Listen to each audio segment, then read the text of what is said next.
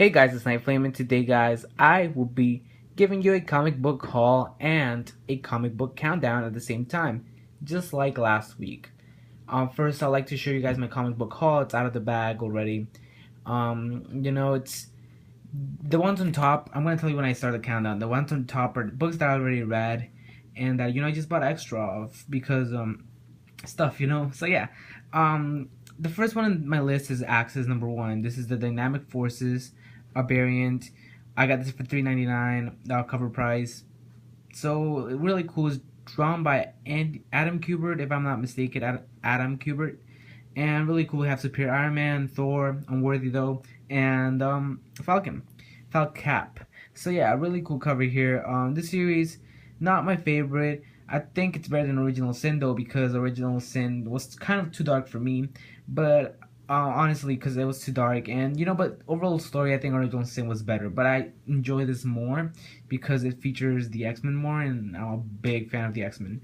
So yeah, still cool series, solid. Not what I was expecting, but it's still solid. So yeah, I picked up issue #1, the variant edition from Dynamic Forces. Next is Saga, issue number 13. I don't read Saga, guys, but today was such a low week that I was like, you know what, I'm gonna try a series that I never read before.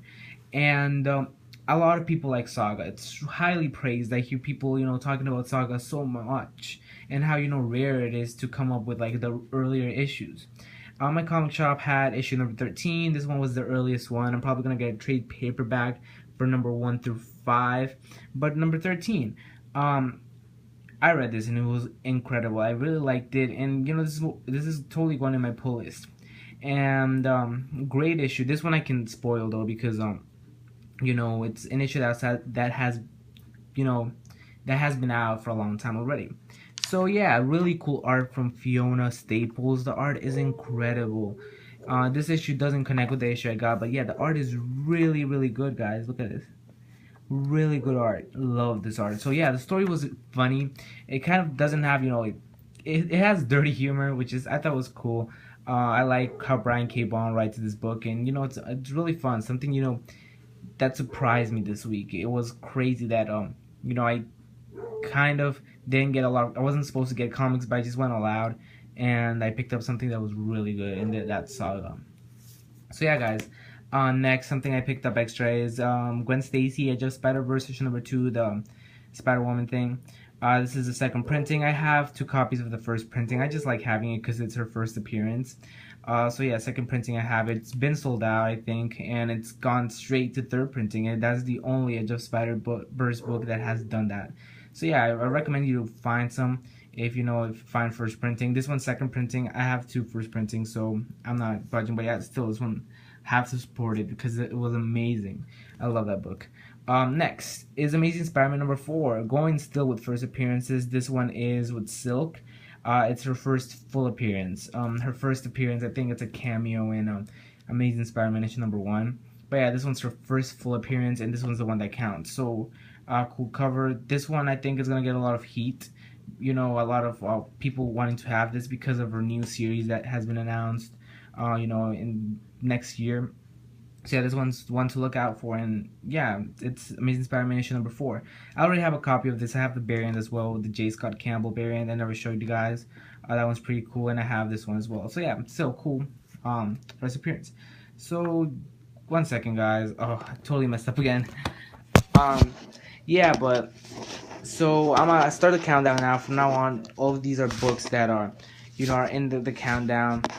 And yeah, so I only picked up 4 books this week that actually came out this week that can actually be included in the countdown. And let's start off with my worst pick of the week. And my worst pick of the week is not really my worst pick of the week. It just happens to be compared to the other comics, just lower than them, but still not a bad comic. It's a good comic, actually, pretty funny, and that is Harley Quinn Annual #1, and it's the Rub and Smell special. It came either with the marijuana one or the tree clippings stuff. So yeah, I picked up the marijuana one because I don't know. I really don't know why I picked it up. The tree one was in my pull list, but I picked this one up instead. But yeah, guys, this issue, it's not, this is not a spoiler review. My spoiler review will be individual, but yeah, this issue basically just sniff and rub. It involves Poison Ivy. It's a lot of shenanigans with Harley Quinn. She's just all out crazy in this issue. I thought it was funny at some points, but at some points I didn't get what was happening. I was like, oh yeah. And also the rub and smell kind of distracts you. Like you want to smell something, you get so used to it that you're just looking for it throughout the book, and it kind of distracts the whole book. But you can read it again and you can understand it. I thought it was a cool gimmick. Harley Quinn, it's not supposed to be a serious comic. It's just fun, and that's what it brought into the table. And I thought it was a fun issue. Not the best thing I ever read, but still fun, very solid, and it's just from point A to point B, nothing special. And there's a lot of crazy things that happen that kind of made me go like, oh yeah, why is this happening? But yeah, still a fun issue, and that's Harley Quinn. And I gave this issue a 8 out of 10, and I thought it was fun. But this is probably the last issue of Harley Quinn I'm picking up. I think there's better titles out there like Saga. So yeah, but I still thought it was pretty fun. So that's my number 4 pick of the week. I mean, my number 4. So it's my worst pick of the week as well, but it's not really a bad comic. Next, we go straight into Saga, issue number 24, and I'm not going to show any of the pages. I'm going to show the pages in my in-depth reviews. But yeah, this one is Saga, and I read this one straight after number 13, and obviously doesn't make sense because there's like, 11 issues in between. And this issue I thought, but I understood. I know the characters, Alana, I know Baby, I forgot her name. But yeah, I know the characters like The Will and Gwendolyn and Sophia, and all like those characters, like I remember their names. And in this issue, things start getting crazy. There's a lot of funny scenes. Dark. I think I think it's considered dark humor or very dirty humor. But yeah, something is there. I also, my first time seeing Lion Cat. I seen Lion Cat a bunch of times on the internet, and now I finally get to experience him, and it was a pretty funny moment as well. Very cool characters. I like this whole character. I forgot her name. But she's the Will's sister, and that is Sweet Boy, and he's a pretty cool dog. So yeah, really cool issue, really fun. The art is incredible, and I'm excited. And sadly, I just jumped into Saga when there is a hiatus. But it's also a good thing because I can catch up to it now, and I can read 25, and I can be like, yes, I know everything that's happening. So yeah, cool. And that Saga, and I recommend you guys to pick this up. This is a crazy series. Eisner Award winning, and I know a bunch of people are reading it. So if you're not reading it, get on board. It's amazing. And you can catch up after this because it's in a hiatus for I don't know how long. But yeah, that's Saga issue number 24, and that's my number 3. The cliffhanger, I think it could have got me more. I think this could have been my pick of the week if I knew what was happening and I knew the characters really well. So, maybe there was a shock factor in it that I didn't get. But yeah, if I knew the characters really well, maybe it could have been my pick of the week. But, it still was pretty strong. And I gave this issue 9 out of 10. I thought it was really good. But, like I said, maybe it could have been, I could have understood it better if I read everything before. And this could have been my pick of the week. But still, really cool issue. And I gave it a 9 out of 10, my number 3.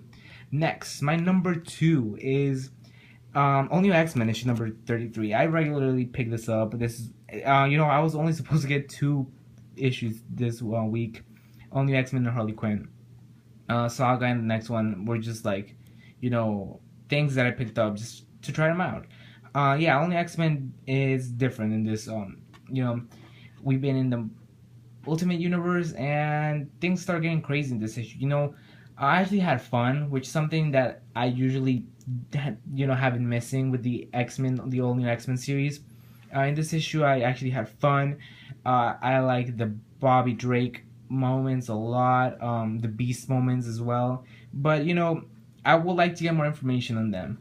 I also like the Jean Grey moments.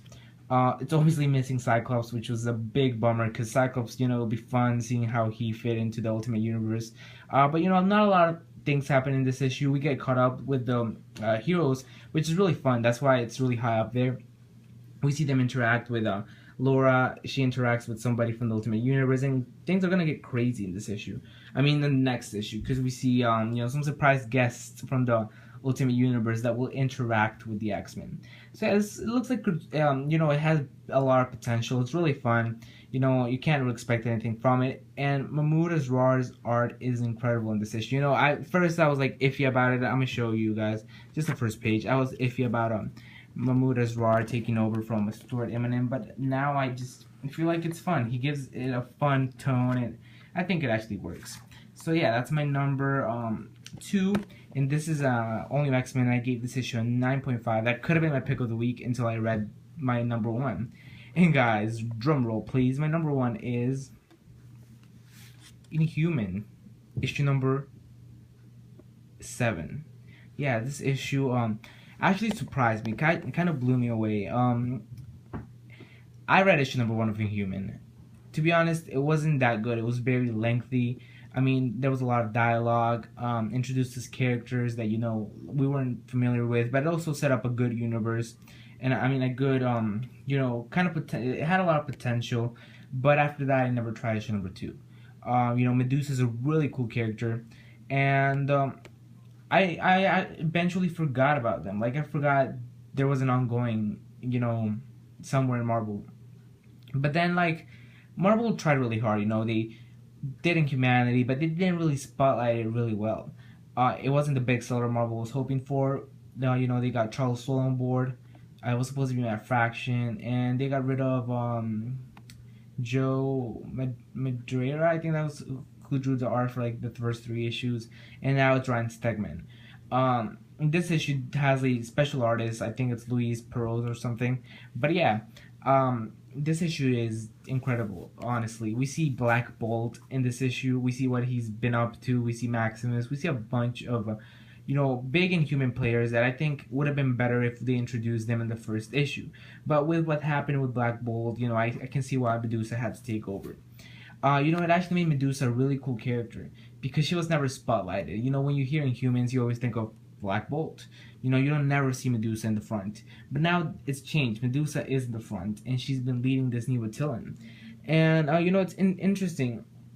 And this is part 7, which means that, you know, basically the story arc has been going on since issue number 1. And I think, you know, it'll be interesting if we see, you know, after the cliffhanger of this issue, I really want to know more about this. So I'm probably gonna put Inhuman in my pull list.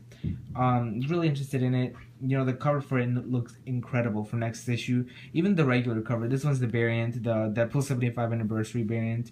But the regular cover looked pretty sick, and the art was good. And you know, you guys, Inhuman was announced yesterday, if you guys don't know, as a movie for Marvel 2018, I think. You know, I think this is really something that you should pick up if you want to know more about them. And I felt like at the start it didn't do them justice, but now it started to pick up, and I feel like it's gonna, you know, blow up. So yeah, guys, definitely pick up Inhuman. It's a good jumping on point, and get it. You know, you understand everything that's happening. So yeah, that's my number 1 pick of the week. So thanks for watching, guys. Also, you know, the deadline is approaching. Sign up for my contest giveaway. You know, I'll pick up the winner November 1st or November 2nd, either one of those dates, and I'll post a video about it. So yeah, there's only 2 entrants, and you know, I'll put the link in the description box down below, and you can enter the contest. You know, there's a high chance of winning. So yeah, guys, thanks for watching. You know, tell me your thoughts about these comics down below, and also tell me what was your worst pick of the week and what was your best pick of the week. I know it was a very small week this week. So yeah. Once again, guys, thanks for watching. Hope you like this video, and subscribe to my channel if you haven't done so, guys. Goodbye.